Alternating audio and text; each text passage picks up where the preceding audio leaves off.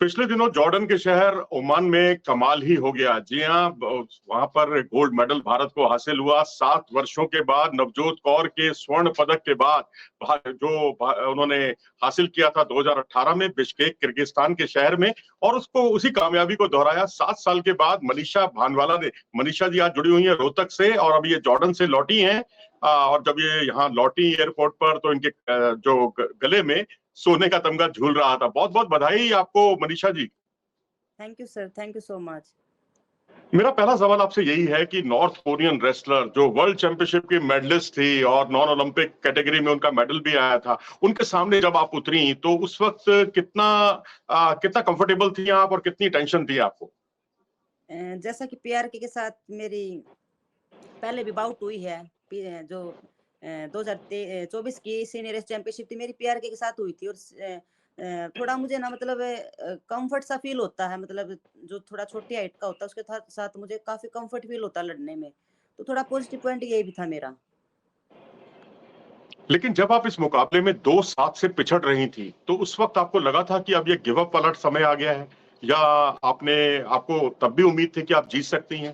क्योंकि 5 अंकों का फासला आधुनिक कुश्तियों में काफी होता है। जी सर, जैसे कि मेरा अंडरहुक जो मेरा प्लस पॉइंट है बहुत ही ज्यादा, तो उसको मुझे एडजस्ट करने में थोड़ा टाइम लग रहा था क्योंकि उसका पिचाक बहुत फेवरेट था। जैसे रेसलिंग के दाव होते हैं पिचाक, अंडरहुक, जी तो जी मुझे जी थोड़ा जी। एडजस्ट करने में वो टाइम लग रहा था। लेकिन ना मैं जैसे जैसे एडजस्ट कर रही थी तो मुझे फील हो रहा था कि एडजस्ट हो रहा है, एडजस्ट हो रहा है। लेकिन ना जैसे वो पिचा घूम रही तो मेरा 1-2% डाउट आ रहा था कि शायद वो डेंजर में जा रही है, लेकिन मैं फिर स्कोर बोर्ड की तरफ देख रही, वो डेंजर में नहीं थी। तो तो आपने जैसे धीरे सेकंड धीरे। राउंड में मैं आई तो जी मुझे जी थोड़ी जी। बहुत ज्यादा टायर्ड सी फील हुई, तो जैसे मेरा प्लस पॉइंट है, ये कभी से ही प्लस पॉइंट है कि मैं सेकंड राउंड में बहुत ही अच्छा खेलती हूँ। तो आप 4-7 का स्कोर किया, फिर आपने 6-7 का स्कोर किया और तब भी 18 सेकंड बाकी थे। 18 सेकंड में तो आपको 2-2 लड़ाइयां लड़नी पड़ रही थी। घड़ी से भी लड़ाई थी आपकी एक, और एक आपकी नॉर्थ कोरियन रेसलर से भी लड़ाई थी। उस वक्त मन में क्या चल रहा था आपके? जैसा ना मतलब मेरी ना प्रैक्टिस थोड़ी ही इसी टाइप से करवा रखी थी कि जैसे 4-5 मिनट तो इजी कुश्ती कोई भी निकाल लेता, लेकिन जो लास्ट की 1 मिनट होती है कुश्ती के लिए वो सबसे इम्पोर्टेंट होती है। तो उस पे ना जैसे वर्ल्ड चैंपियनशिप में मैं उसी के कारण आ रही थी, मेरा मेडल उसी के कारण गया था, तो उस पे वर्ल्ड चैंपियनशिप के आते ही बहुत ज्यादा काम करवाया गया था कि तब भी ऐसी सिचुएशन आ जाए तो उससे कैसे हैंडल होना है। तो उस पे काम था, मुझे लास्ट तक लग ही रहा था कि मैं कवर कर लूंगी क्योंकि ये मेरा प्लस पॉइंट है थोड़ा। पुश पुल ये मेरा काफी प्लस पॉइंट है। उस वक्त वीरेंद्र दहिया जी मैट पर थे, वो किस तरह का आपको काउंटर काउंटर करके बोल रहे थे? और मनदीप जी से आपकी फोन पर मंत्रणा भी हुई थी कुछ समय पहले, जो हमें पता चला, क्योंकि आप सर छोटू राम स्टेडियम रोहतक में प्रैक्टिस करती हैं। तो कितना बड़ा योगदान है इनका, मतलब मनदीप का और मनदीप जी का और साथ ही दहिया जी का। जैसे वीरेंद्र सर के साथ मुझे 4 साल हो गए हैं आउट ऑफ कंट्री जाते हुए, इंडिया टीम के साथ जाते हुए। तो वीरेंद्र सर को पता है कि मनीषा कब क्या करती है, तो वो मुझे हर वक्त ये समझाते हैं कि अपना बेस्ट देगी तो अच्छा ही कर लेगी मनीषा। और तो जैसे जब कोच आप। साहब से जी। बात हुई थी मेरी, कोच साहब ने यही बोला था कि जो तूने मैट पे कर रखा वही सेम वहां करना, मतलब कुछ भी चेंज मत करना अपना। तो आपका जो मुकाबला इससे पहले साउथ कोरियन रेसलर को आपने बाई फॉल किया था, वो जो हम जनेऊ दाव कहते हैं, उल्टे टाइप से जनेऊ लगाया आपने, तो वो कितना रोमांचक था? क्योंकि उससे पहले कजाक रेसलर को भी आपने टेक्निकल सुपीरियरिटी से पराजित किया था। पता है सर क्या है, जैसे ये कोरिया वाली लड़की के साथ मेरी फर्स्ट सीनियर चैंपियनशिप में मेरी बाउट हुई थी, उस टाइम पे तो थोड़ा टफ बाउट हुई थी हमारी दोनों की। लेकिन ना इस बार ना जैसे अभी मैं 5 महीने से वर्ल्ड चैंपियनशिप के बाद ना मैंने ना अपनी रेसलिंग के ऊपर बहुत ही ज्यादा वर्क किया है। तो मतलब ना अब की बार मुझे लग ही रहा था कि मेडल का रंग चेंज होगा, क्योंकि प्रैक्टिस से थोड़ी अच्छी फीलिंग आती है। जैसे हमारे कोच साहब भी समझाते हैं कि आप जितनी प्रैक्टिस करोगे, जितना मतलब कर्म अच्छा करोगे, उसके अकॉर्डिंग आपको मिलेगा। तो बेस्ट किया था सर अपना। चलो मनीषा, मैं आपसे एक ये भी जानना चाहते हैं, और मैं ही नहीं बल्कि पूरे पूरे कुश्ती जगत आपसे ये जानना चाहता है कि आपके करियर का टर्निंग पॉइंट क्या था? जब आप वर्ल्ड कैडेट का आपने गोल्ड जीता था, वो आपका टर्निंग पॉइंट था? प्रो रेसलिंग लीग में जब आप उतरी और आपका दुनिया भर की रेसलर से पाला पड़ा, वो एक टर्निंग पॉइंट था? या आपने जो बिश्केक में जो आपने रैंकिंग टूर्नामेंट में गोल्ड मेडल जीता, वो आपका टर्निंग पॉइंट था या कुछ और था? सर टर्निंग पॉइंट तो ये है जैसे कि हम कंपटीशन खेलते हैं तो हर कंपटीशन में अलग फीलिंग होती है। तो जैसे अभी टर्निंग पॉइंट तो सर जैसे मेरे कॉमनवेल्थ गेम्स भी थोड़ा खराब हो गया था, फाइनल में मैं हार गई थी 6-7 से।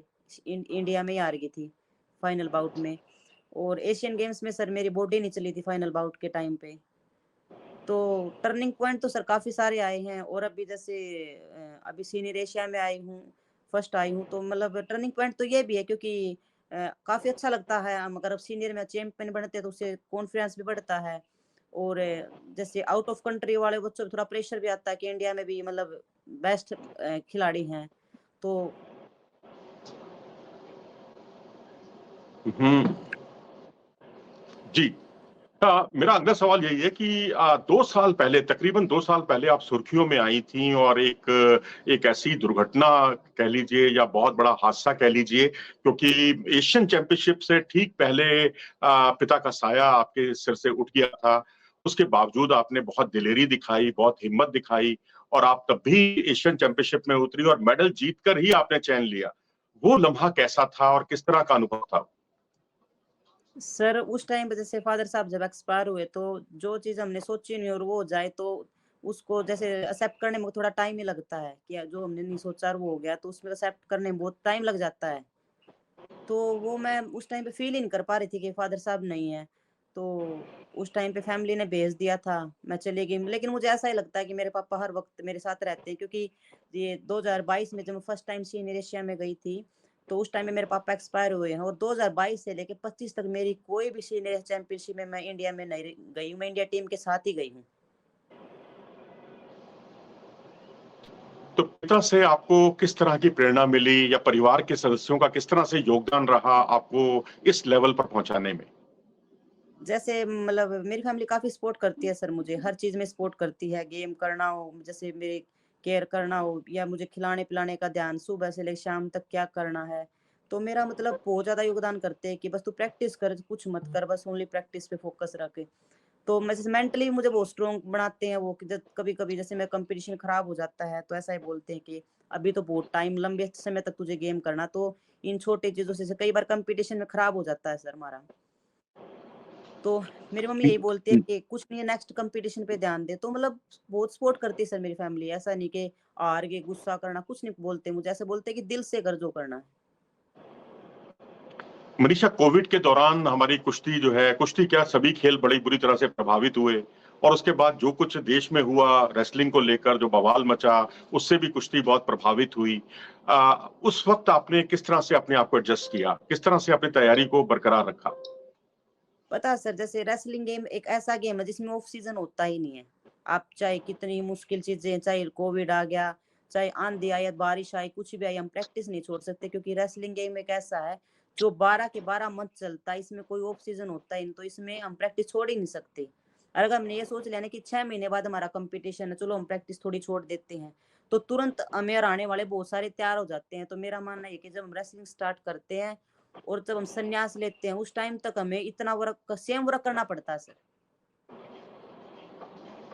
चलिए हम श्रोताओं को भी बता देते हैं कि अभी ये लौटी है जॉर्डन के शहर ओमान में गोल्ड मेडल जीतकर एशियन चैंपियनशिप का, और 7 साल बाद भारत को गोल्ड मेडल महिला कुश्ती में हासिल हुआ है और आते ही ये जो है तकरीबन अगले ही दिन प्रैक्टिस में जुट गई। और अभी जब मैंने टाइम मांगा तो ये प्रैक्टिस कर रही थी और प्रैक्टिस के बाद ही ये हमारे साथ जुड़ी हैं। तो ये एक अपने आप में बहुत अच्छा संकेत है। इस रेसलर को जज्बा जो है, जज्बे को हम सलाम करते हैं इंडिया न्यूज स्पोर्ट्स परिवार की तरफ से। और चलते चलते आप मनीषा जी ये और बता दीजिए कि आखिरकार अब अगला लक्ष्य क्या है आपका? ये तो चलो एशियन चैंपियनशिप का गोल्ड भी हो गया, रैंकिंग टूर्नामेंट का गोल्ड भी हो गया और एशियन चैंपियनशिप के 3 ब्रॉन्ज मेडल आपके नाम है। तो अब अगला क्या? अगला मोटिव क्या है आपका? अभी सर नेक्स्ट मोटिव तो मेरा यही कि अभी वर्ल्ड चैंपियनशिप पे बहुत ही ज़्यादा फ़ोकस करना। कुछ गलतियाँ मैंने इस कॉम्पिटिशन में भी की हैं, अभी उनको भी सुधारना है क्योंकि कई सारी गलतियाँ की हैं। मुझे लग रहा है कि और शायद और भी बेस्ट कर सकती थी मैं। तो अभी या इससे भी सीख लेना है और बहुत कुछ सीखना है क्योंकि अभी वर्ल्ड चैंपियनशिप पे फुल फ़ोकस है क्योंकि मेरे पास वर्ल्ड चैंपियनशिप का मेडल नहीं है। तो अभी वर्ल्ड चैंपियनशिप उसके नेक्स्ट जो ईयर है हमारा वो बहुत इम्पोर्टेंट है, उसमें एशियन गेम्स है हमारे। तो अभी इसी पे फ़ोकस है सर फुल। तो बाकी जो कैंप है, कैंप की तारीखें और जो कैंप नहीं लगा था उससे भी बड़ा आपका खेल प्रभावित हुआ। बस ये और बता दीजिए कि आने वाले समय में कैंप के अलावा और आपकी क्या गतिविधियां रहेंगी, या पूरी तरह से कैंप पर फोकस रहेगा आपका? क्या फॉरेन कोचेज बहुत ज्यादा उपयोगी हैं आपके लिए, या भारतीय देसी कोच ही काफी हैं? इस बारे में क्या सोचती हैं आप?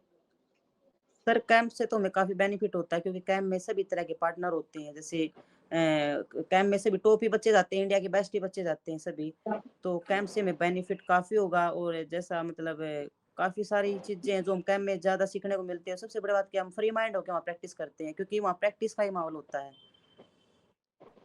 तो प्रैक्टिस करेंगे, उसके बाद अभी बीच में जैसे कैंप के बीच में हमारी 2 वर्ल्ड रैंकिंग, हम उनमें भी जाएँगे। वहाँ पे भी जैसे प्रैक्टिस के दौरान हमें कंपटीशन मिलेगा, तो उससे भी हमें ज़्यादा परफॉर्मेंस निकलेगी हमारी। तो थी मनीषा, जिनका बहुत साफ तौर पर कहना है कि अब वर्ल्ड चैंपियनशिप उनका लक्ष्य है, और उसके बाद फिर आगे ओलंपिक के लिए और तमाम प्रतियोगिताओं के लिए अपना लक्ष्य निर्धारित करेंगी। पहले वर्ल्ड चैंपियनशिप और उसके बाद एशियन गेम्स, यानी जो है समय समय पर क्या करना है और क्या लक्ष्य है, उसको लेकर ये साथ चलती हैं। आप हमारे साथ जुड़ी मनीषा जी, हम आपको इंडिया न्यूज स्पोर्ट्स परिवार की तरफ से शुभकामनाएं देते हैं कि आप आगे इसी तरीके से, जब वर्ल्ड चैंपियनशिप से लौटें तब भी आपके गले में सोने का तमगा झूल रहा हो, और आप हमसे इंडिया न्यूज स्पोर्ट्स से इसी तरीके से गुफ्तगू करती हुई दिखाई दें। आप जुड़ी हमारे साथ, बहुत बहुत धन्यवाद आपका। Thank you sir, thank you so much. नमस्कार।